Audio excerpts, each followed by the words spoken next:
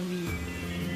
Dieu nous a donné un cœur de compassion, mais nous avons la capacité de l'ouvrir ou le fermer par un acte de notre volonté. Restez avec nous dans Jouissez de votre vie.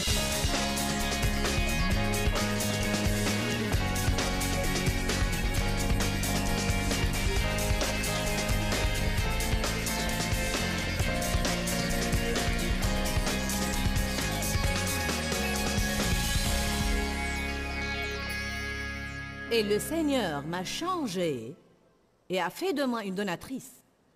Quand je dis « il a fait de moi une donatrice », je ne parle pas de donner seulement dans une collecte, c'est vraiment le tout début pour être donateur. Un donateur, quelqu'un qui a un ministère de donner, et ça peut être n'importe qui. C'est un ministère que quiconque peut avoir si vous le voulez. Mais il faut faire mourir la chair pour le faire. J'ai été malheureuse tant d'années. Et je sais par expérience ce qui marche et ce qui ne marche pas. J'ai tout essayé pour être heureuse. Et j'ai découvert que la seule manière par laquelle vous pouvez être heureuse, c'est quand vous vous oubliez. Vous perdez de vue vos propres intérêts, vous cessez de penser à ce que vous voulez et ce dont vous avez besoin. Et vous visez intentionnellement à être une bénédiction pour quelqu'un d'autre. J'insiste sur intentionnellement, parce que la plupart du temps, vous n'en aurez pas envie. Vous allez devoir le faire exprès. Suivons intentionnellement les voies de l'amour. Dieu est un donateur. Si on a sa nature, alors on doit être donateur également. Les donateurs cherchent toujours l'occasion d'être une bénédiction pour quelqu'un. Je voudrais commencer par une parole dans Luc 10, verset 27. Je vais probablement vous conduire à beaucoup de différentes écritures ce soir parce que je veux que vous remarquiez un thème qui se retrouve dans toute la Bible. Et c'est que Dieu se soucie de ceux qui sont affligés et il s'attend à ce qu'on se soucie d'eux aussi. Quand on prêche des sermons qui incitent les gens à recevoir quelque chose pour eux-mêmes, ils acclament et applaudissent.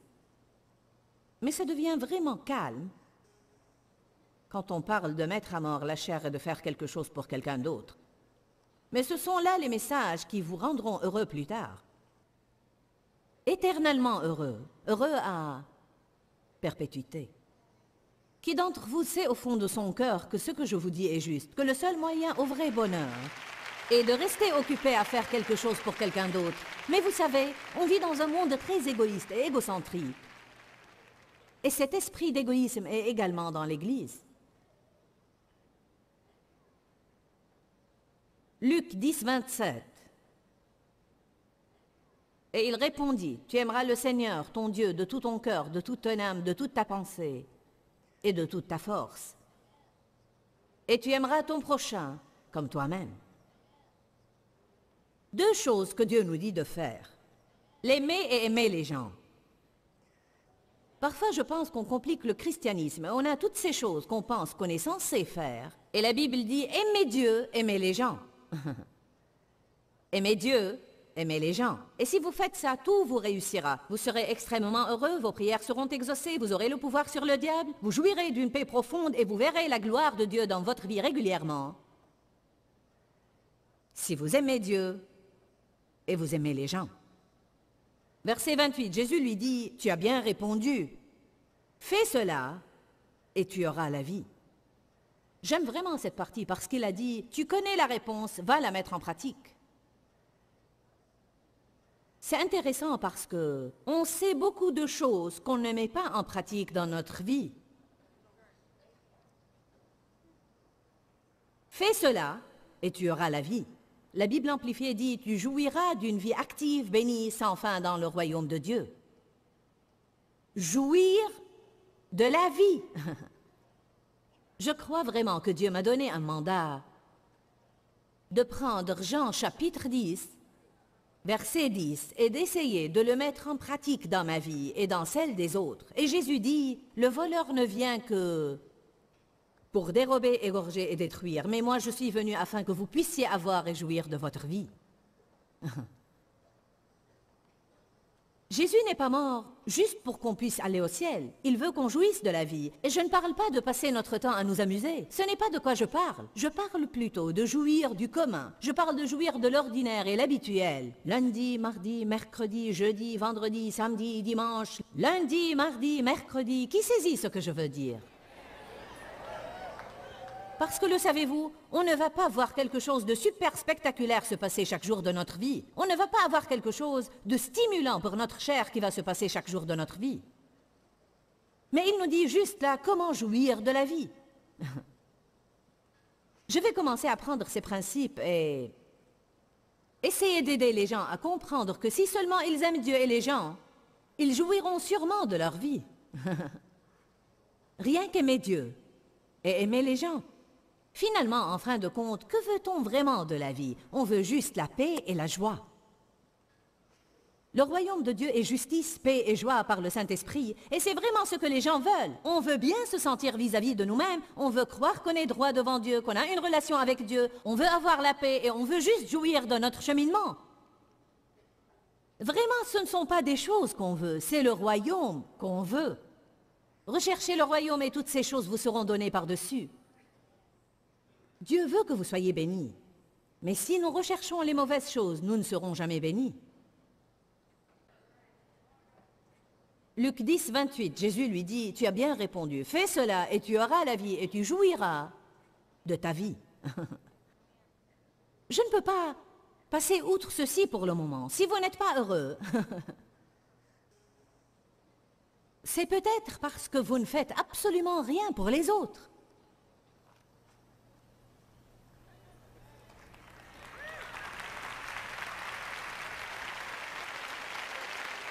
On peut aller à l'église et ne jamais rien faire pour qui que ce soit.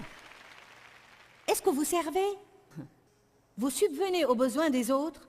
Est-ce que vous écoutez ce que les gens vous disent? Est-ce que vous faites attention à ce que vous les entendez dire aux autres au sujet de ce qu'ils veulent et leurs besoins? Et est-ce que vous laissez Dieu vous utiliser pour satisfaire à ce besoin? Ou vous dites, restez au chaud et soyez repus, je prierai pour vous que quelqu'un assure votre besoin? Maintenant, on a tous de différentes choses, vous savez.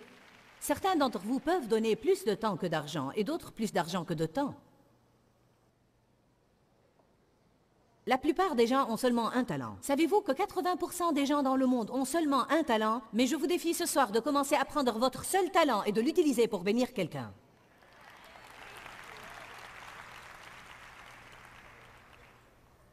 Père, je prie qu'avant que ce soir ne tire à sa fin, les gens voient l'importance biblique de ce que j'enseigne ici ce soir. Qu'il n'y a pas moyen qu'on jouisse de nos vies si on ne s'oublie pas nous-mêmes. Et on ne porte pas assistance aux gens autour de nous dans notre petite section du monde. Verset 29. Mais lui, voulant se justifier de tout reproche, dit à Jésus, « Et qui est mon prochain ?»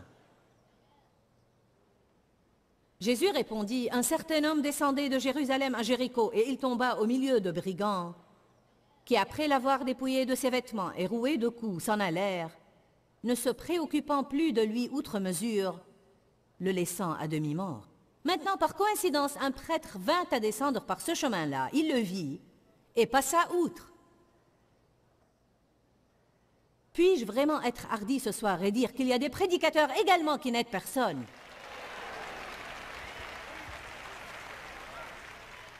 Je pense qu'il est intéressant que le premier représentant des êtres humains que Jésus mentionne ici est un prêtre qui est passé à côté et simplement s'est éloigné parce qu'il ne voulait pas s'impliquer.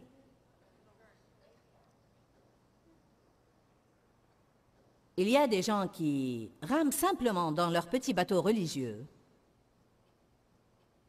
et ils passent à côté de tout besoin qu'ils voient car ils sont trop occupés par leur religiosité pour satisfaire les besoins. Je n'ai pas le temps pour toi, je dois prier.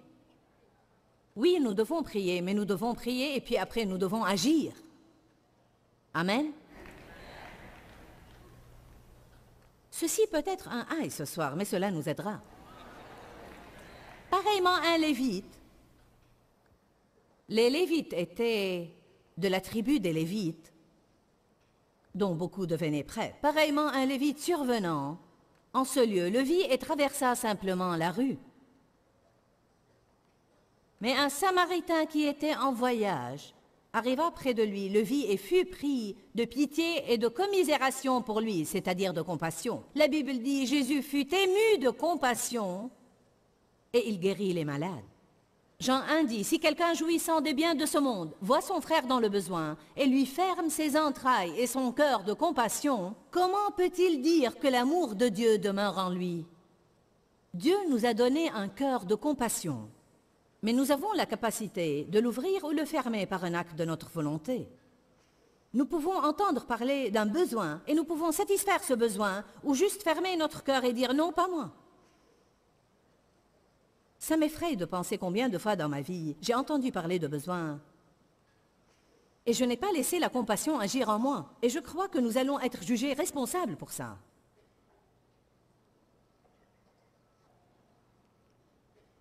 Jésus dit à Pierre, dans Jean 21, « Pierre, m'aimes-tu? » « Oui, Seigneur, tu sais que je t'aime. » « D'accord, Pierre, aide quelqu'un. » Il lui a dit, « Paie mes brebis, et c'est la même chose. » Allons, recevons une nouvelle révélation ce soir. Il ne faut pas spiritualiser cela. Bien, Pierre était appelé au ministère.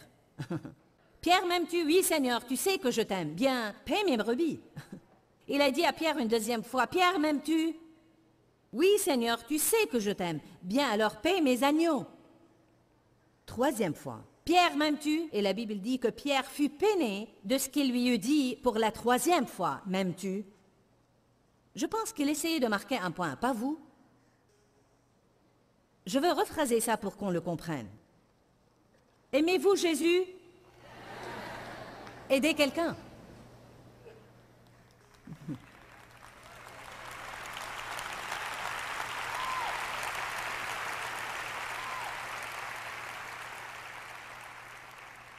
Comment pouvons-nous continuer à dire que nous aimons Jésus?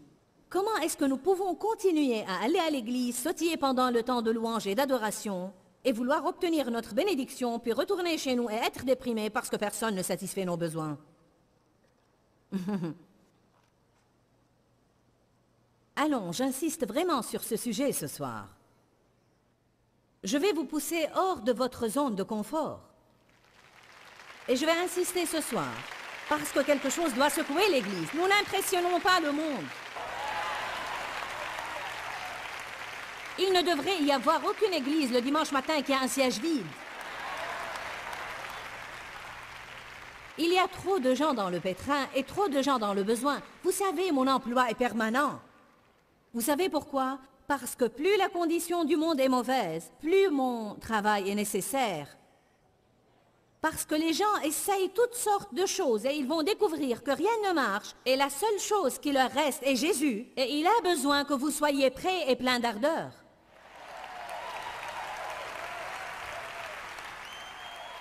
Vous avez tous une chair. Écoutez, je suis censé enseigner aux croyants afin qu'ils sortent et accomplissent les travaux du ministère. Ce n'est pas la responsabilité des prédicateurs de tout faire. Vous êtes censés faire les travaux et nous sommes censés donner l'enseignement. Je vais dire beaucoup de fois ce soir, que faites-vous vraiment pour aider quelqu'un d'autre?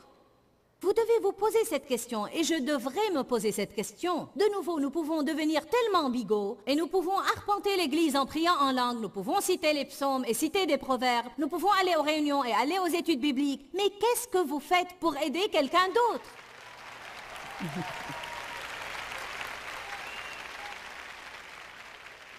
Bien, j'ai travaillé dans l'église par le passé et ils ont tiré profit de moi et j'ai été consumée.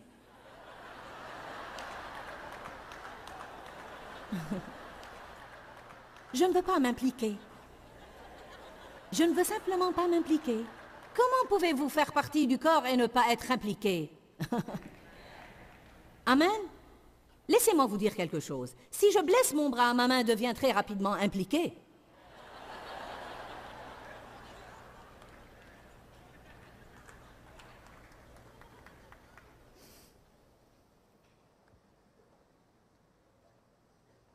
Verset 34. Lisons le verset 33 d'abord, comme ça nous remettrons le verset dans son contexte. Mais un Samaritain qui était en voyage arriva près de lui, le vit et fut pris de pitié et de compassion.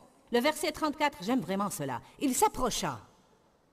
Il s'approcha de lui. Il n'a pas attendu que cet homme le prie de l'aider. Il s'est levé, a agi et est allé vers lui. Il est allé et a dit, « Laisse-moi t'aider. »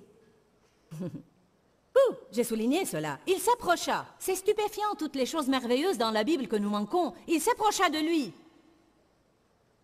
Nous ne devrions pas être poussés dans le service de l'Église. Nous devrions aller aux leaders et leur dire, « S'il vous plaît, que puis-je faire? Je dois servir.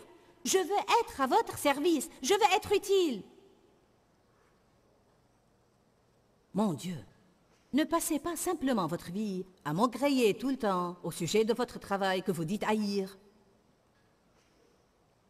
à conduire dans le trafic que vous dites vous rend fou, à rentrer chez vous dans cette maison que vous dites que vous ne pouvez pas supporter, à regarder cette télé débilitante pendant 4 heures, à passer votre nuit réveillée à cause de l'insomnie, vous lever et refaire encore la même chose.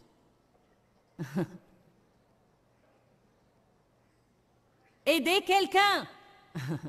Évidemment, nos vies doivent être équilibrées. Vous devez vous reposer, vous devez faire des choses pour vous-même, vous devez rester à la maison. Il n'y a pas de mal à regarder la télé. Mais je suis en train de dire simplement, quoi que nous fassions, nous devons faire attention de ne pas nous enliser dans ce style de vie égoïste, égocentrique, centré sur le moi. Si nous comptons jamais avoir n'importe quelle vraie joie, nous devons nous débarrasser de tout cet égocentrisme et que nous devenions altruistes.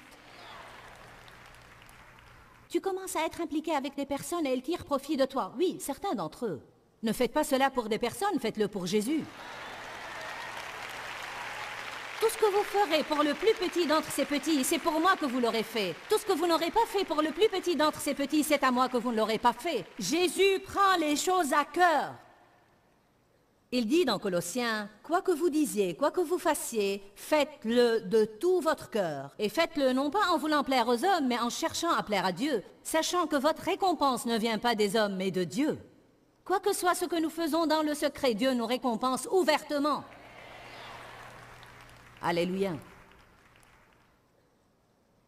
Certains sont des intercesseurs et vous servez Dieu par l'intercession, et c'est un ministère impressionnant. Elle doit être un intercesseur. Luc 10, 34. Il s'approcha de lui et banda ses plaies, y versant de l'huile et du vin. Puis il le chargea sur sa propre monture, le mena à une auberge et prit soin de lui. Vous voyez, il s'était bien impliqué. Il a relevé ses manches et il s'est impliqué dans la vie quotidienne mesquine. Et le jour suivant, il a sorti 2 deniers, le salaire de 2 jours, et les a donnés à l'aubergiste en disant, « Prends soin de lui, et ce que tu auras dépensé, je te les rembourserai moi à mon retour. » Il ne connaissait même pas ce monsieur. Et il s'est impliqué. Il est allé vers lui. Il s'est impliqué personnellement. Puis quand il ne pouvait plus être là personnellement, il a donné l'argent pour s'assurer que la mission serait accomplie. Quand vous ne pouvez pas aller vous-même, au moins vous pouvez donner l'argent pour que quelqu'un d'autre puisse le faire. Alléluia. Je ne peux pas aller de prison en prison et aider les prisonniers parce que j'ai un ministère de médias, mais j'ai les prisonniers à cœur. Alors nous prenons l'argent du ministère et nous envoyons des personnes aux prisons. Je ne peux pas aller partout, mais je peux m'assurer que beaucoup soit fait. Verset 36, et Jésus dit, « Lequel de ces 3 penses-tu s'est montré le prochain